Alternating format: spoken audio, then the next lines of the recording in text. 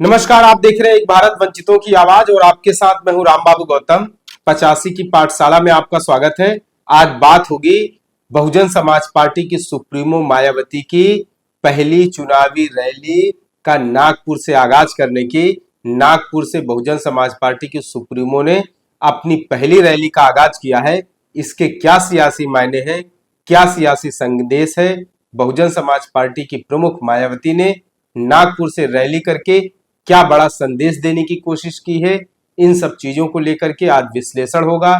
नागपुर की जो जमीन है, जो धरती है, वहां की जो भी आबो हवा है, वहां की जो सियासत है, नागपुर का जो महत्व है, आखिर उसके क्या मायने हैं बहुजन विचारधारा को लेकर के, और उसके अलावा हिंदुत्व की विचारधारा को लेकर के नागपुर कितना ज्यादा मायने रखता है, इन सब चीजों को लेकर के आज चर्चा होगी। दरअसल नागपुर से बहुजन समाज पार्टी की सुप्रीमो मायावती ने अपनी लोकसभा चुनाव 2024 को लेकर के पहली रैली की है। तो पहली रैली नागपुर से करने के कई सारी सियासी मायने, कई सारे सियासी संदेश छुपे हुए हैं। नागपुर बहुजन विचारधारा का केंद्र रहा है। मान्यवर कांसीराम साहब ने भी नागपुर को बहुत ज्यादा महत्व दिया। बाबा साहब डॉक्टर अंबेडकर ने नागपुर में ही बौद्ध धर्म की दीक्षा लेकर के बहुजन विचारधारा का उसे केंद्र बनाया। उसके बाद से ही नागपुर की जो है वो सियासी रूप से चर्चा और ज्यादा जोरों पर होने लगी।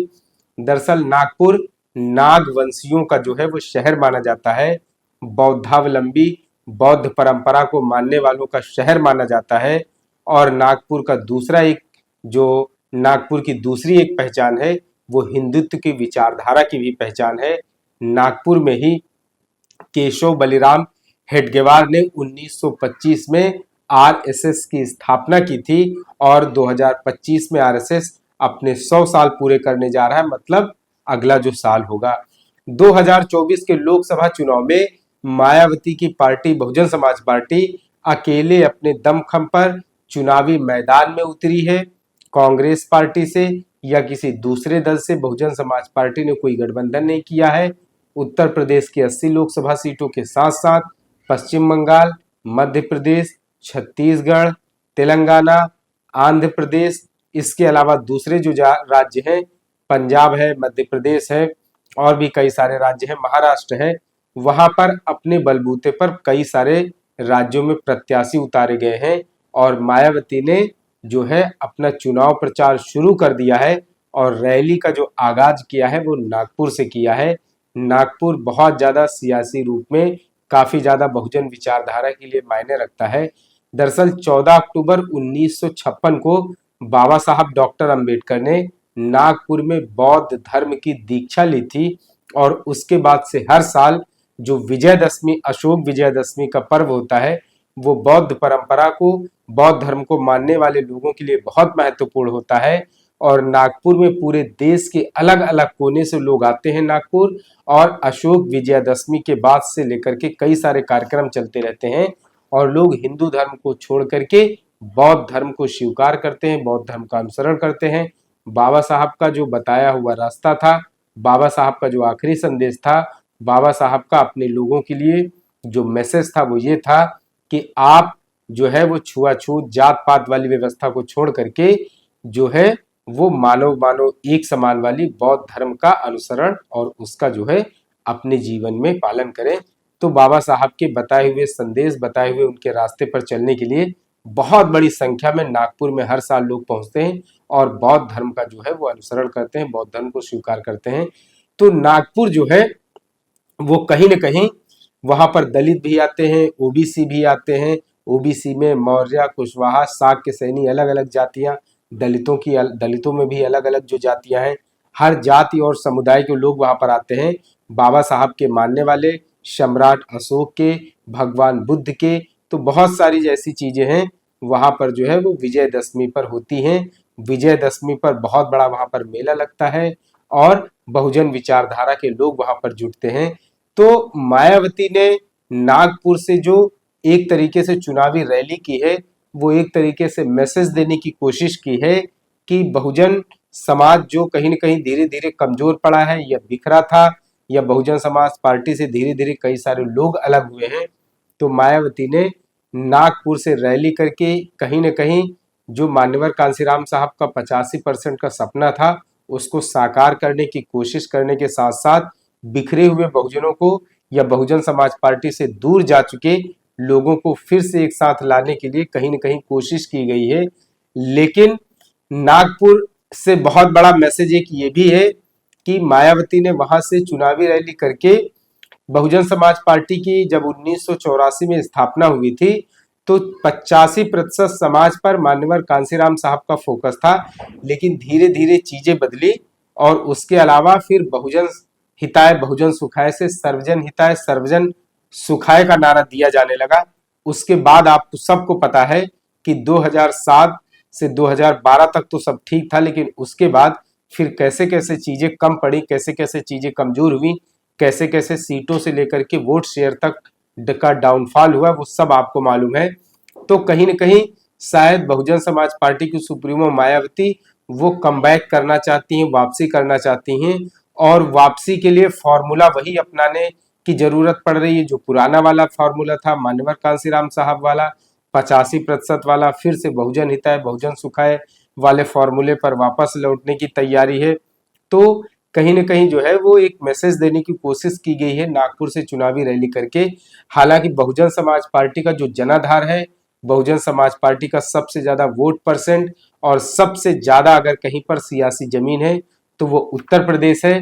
मायावती अगर चाहती तो उत्तर प्रदेश की भी किसी लोकसभा सीट से 80 में से किसी सीट से वो अपनी रैली का आगाज कर सकती थी, जैसे कि आगरा हो गई, बिजनौर सीट हो गई, इन सब के अलावा अकबरपुर सीट हो गई और भी बहुत सारी ऐसी सीटें हैं।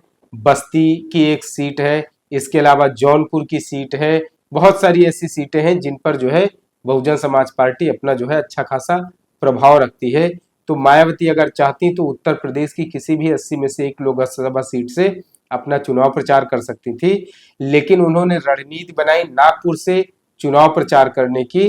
तो नागपुर से चुनाव प्रचार करने के पीछे कहीं न कहीं ये सियासी मैसेज और संदेश देने की कोशिश की गई है कि नागपुर जो बहुजन विचारधारा का केंद्र रहा है, तो बहुजन विचारधारा के लोगों को फिर से केंद्र में लाने को लेकर के एक सियासी मैसेज देने का कोशिश किया गया है। दूसरी तरफ उनके जो भतीजे हैं बहुजन समाज पार्टी के नेशनल कोऑर्डिनेटर, उनको नगीना से लोकसभा नगीना बिजनौर की नगीना लोकसभा सीट से चुनाव प्रचार का आगाज कराया गया और नगीना लोकसभा सीट भी बहुत ज्यादा मायने रखती, वहां से चंद्रशेखर आजाद चुनाव लड़ रहे हैं। इन सब के अलावा इंडिया गठबंधन की प्रत्याशी मनोज कुमार है, बसपा ने वहां सुरेंद्र पाल सिंह को अपना प्रत्याशी बनाया है। तो कहीं न कहीं आकाश आनंद को चंद्रशेखर जहां से चुनाव लड़ रहे हैं वहां से उतार करके कहीं न कहीं एक तरीके से नेक टू नेक फाइट का मैसेज दिया गया है। दूसरी तरफ बहुजन समाज पार्टी की सुप्रीमो मायावती ने नागपुर से जो है वो पहली चुनावी रैली करके एक तरीके से बिखरे हुए लोगों को साथ लाने की कोशिश का एक संदेश दिया है। लेकिन बहुत सारे लोग इन सब चीजों को लेकर के अलग अलग तरीके से ये भी सियासी संदेश निकालते हैं कि बहुजन समाज पार्टी जो है वो अकेले अपने दमखम पर चुनाव लड़ रही है, जबकि मौजूदा वक्त में कांग्रेस पार्टी से लेकर के भारतीय जनता पार्टी से लेकर के दूसरी क्षेत्रीय और राष्ट्रीय पार्टियां गठबंधन करके चुनाव लड़ रही हैं। तो इससे बहुजन समाज पार्टी को नुकसान भी उठाना पड़ सकता है, बहुत जोखिम भरा कदम है। हालांकि ये मायावती ने और बसपा के रणनीतिकारों ने ये रणनीति कैसे बनाई इसके बारे में तो वही लोग जान सकते हैं, लेकिन अभी ये कह पाना जल्दबाजी होगी कि अकेले चुनाव लड़ने से नफा होगा या नुकसान होगा। लेकिन ज्यादातर सियासी जो समझ रखते हैं, ज्यादातर जो राजनीति में रुचि रखते हैं, ज्यादातर जो पॉलिटिकल एक्सपर्ट हैं वो ये कह रहे हैं कि अकेले चुनाव लड़ने से बहुजन समाज पार्टी को नुकसान भी हो सकता है। हालांकि कई जगहों पर उत्तर प्रदेश में भाजपा के सामने, इंडिया गठबंधन के सामने मजबूत प्रत्याशी भी उतारे गए हैं। दूसरी तरफ कुछ लोग आलोचना करने वाले लोग ये भी कहते हैं कि आकाश आनंद को, अभी 28 साल के आकाश आनंद को बहुत जल्दबाजी में उत्तराधिकारी बना दिया गया। अभी आकाश आनंद अगर पार्टी को, संगठन को बहुत ज्यादा समझते, एक दो चुनाव लड़ते, उसके बाद उनको मैदान में उतारा जाता तो शायद जो है वो और ज्यादा चीजें अच्छी होती। हालांकि इन सब चीजें जो है वो चलती रहती हैं। राजनीति में जब भी कोई फैसला होता है तो कुछ लोग उसके समर्थन में होते हैं, कुछ लोग उसके विरोध में होते हैं, बहुत सारी ऐसी चीजें होती हैं। लेकिन मायावती ने नागपुर से जो चुनावी रैली की है उसमें 3-4 चीजें कांग्रेस पार्टी को लेकर के उन्होंने जो हमले बोले हैं वो बहुत ज्यादा मायने रखते हैं। पहला तो उन्होंने कहा है कि 1990 तक बाबा साहब डॉक्टर अंबेडकर को भारत रत्न नहीं दिया गया। उसके पीछे उन्होंने कांग्रेस को जमकर कोसा और कहा कि 1984 में जब बसपा का गठन हुआ उसके बाद मान्यवर साहब को बाबा साहब डॉक्टर अंबेडकर को भारत रत्न मिल पाया। इन सब के अलावा उन्होंने कहा है कि जब मान्यवर कांसीराम साहब का परिनिर्वाण दिवस हुआ था उसमें यूपीए सरकार कांग्रेस पार्टी शासन में थी, लेकिन जब मान्यवर कांसीराम साहब का परिनिर्वाण हुआ तो राष्ट्रीय शोक नहीं घोषित किया गया। इन सब के अलावा उन्होंने कहा है कि कांग्रेस पार्टी इतने दिनों तक सत्ता में रही लेकिन मंडल आयोग की रिपोर्ट नहीं लागू की गई और 1990 में जब वीपी सिंह की सरकार थी तो उनको केंद्र में शामिल होने का मौका मिला, ऑफर दिया गया, लेकिन बहन जी ने कहा कि उन्होंने वीपी सिंह सरकार से कहा कि बाबा साहब डॉक्टर अंबेडकर को भारत रत्न मिले और इसके अलावा मंडल आयोग की रिपोर्ट लागू की जाए। ये दोनों चीजें काम हो जाए तो वो जो है सरकार में शामिल नहीं होंगी। उनकी यही दो प्रमुख मांगे हैं, तो उसके बाद उन सब मांगों को पूरा किया गया। तो कुल मिला के मायावती के जो निशाने पर थी वो कांग्रेस पार्टी थी। नागपुर की अपनी पहली चुनावी जनसभा से, पहली रैली से उन्होंने कांग्रेस को जमकर कोसा, जमकर निशाना साधा। हालांकि जिन मुद्दों पर, जिन चीजों को लेकर के उन्होंने कांग्रेस पर आरोप वार पलटवार किए हैं ये बहुत पुराने मुद्दे हैं।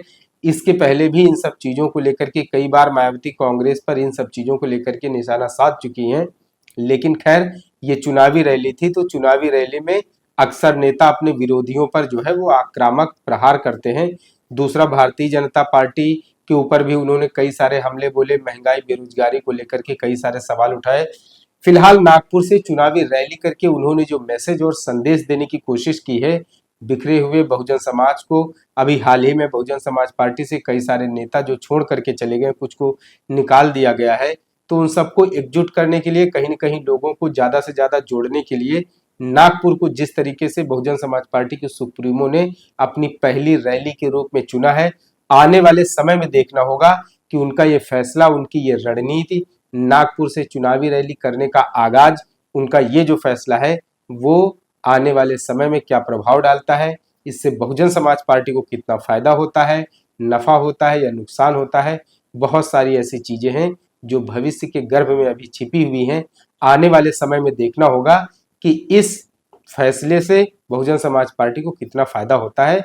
आपसे अपील है कि आप एक भारत को शेयर और सब्सक्राइब करते रहें, जिससे कि शोषितों, पीड़ितों, वंचितों और मजलूमों की आवाज को सत्ता के शीर्ष तक पहुंचाया जा सके। धन्यवाद।